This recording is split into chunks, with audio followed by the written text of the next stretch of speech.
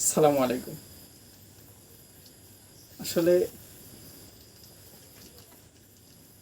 মুরব্বীরা একটা কথা বলতো, সে কথাতে হচ্ছে গরু পালন করতে লাগলে নাকি গরুই হতে হয়। আসলে কথাটা সত্য। কারণ যখনই গরু পালতে লাগবেন আপনি বা পুষবেন, সেটা একটা হোক, আগে ওদের মনোভাব বুঝতে হবে আপনার। এদিকে ধরুন, এই দেখেন, ও আসলে চাচ্ছে যে ওর গলাটা আমি একটু চুলকে দিই। আসলে যখন আসবো তখন এইভাবেই চায়। আর এখন বাজে মোটামুটি কয়টা বাজে দেখি,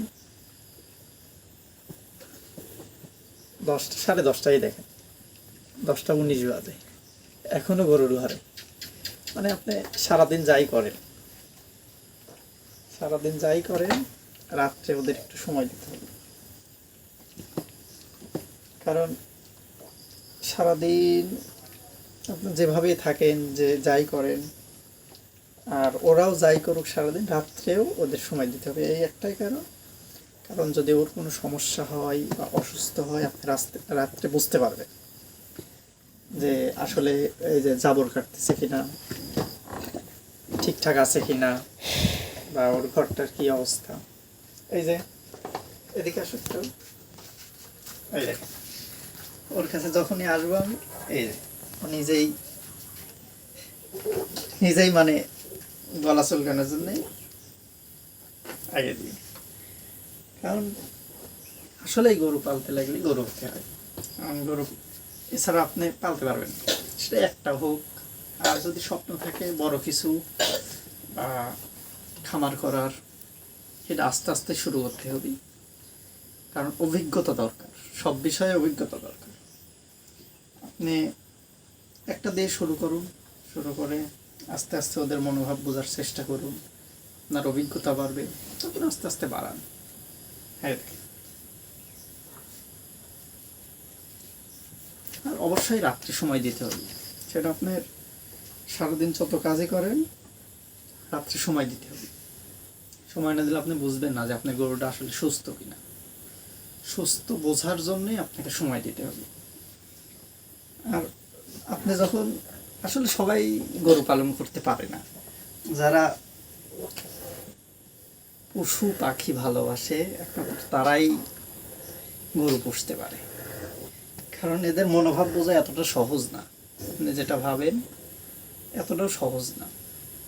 কারণ এদের সুস্থ রাখতে হয়, এদের খাবার দাবারের দিকে নজর দিতে হয়, শরীরের কি অবস্থা সেটা বুঝতে হয়। খাবার দাবার চেঞ্জ করবেন, ওর শরীর নষ্ট হয়ে যাবে। আপনি খান বা না খান, এদেরকে ঠিকভাবে খাওয়াতে হবে। আর এদের মনোভাব অবশ্যই বুঝতে হবে, না বুঝলে হবে না। দেখ, অবশ্যই বিশেষ করে রাত্রে সময় দেওয়ার চেষ্টা করবেন, সেটা যখন হোক। আপনি 11টার দিকে একটু আসলেন, ওরা খাওয়া দাওয়া যখন শুবে তখন আসবেন। তারপরে রাত্রে যখন উঠলেন তখন একটু দেখলেন যে কী অবস্থা। অবশ্যই শেষ কথা একটি, যে রাত্রে সময় দেওয়ার চেষ্টা করবেন। যদি সময় দেন তাহলে আপনি বুঝবেন যে আপনার গরুটা কি আসলে সুস্থ আছে কিনা। এটা বোঝার জন্য অবশ্যই আপনাকে রাত্রে সময় দিতে হবে। তো আজকে এই পর্যন্তই আসার একটাই কারণ, আজকের ভিডিওতে আসার কারণ এটাই, আসলে আপনাদের দেখানোর চেষ্টা করলাম যে আসলে রাত্রে অবশ্যই সময় দিতে হবে। সেটা যখন হোক, আপনি আধা ঘন্টা পারেন, কিন্তু মিনিমাম 1-1.5 ঘন্টা থাকবেন ওদের কাছে, থেকে বোঝার চেষ্টা করবেন যে আসলে ওর শারীরিক কন্ডিশন কী, যাকে বলে আর কি। তাহলে ভালো থাকবেন, সুস্থ থাকবেন, আর আমার জন্য দোয়া করবেন সবাই। আসসালামু আলাইকুম।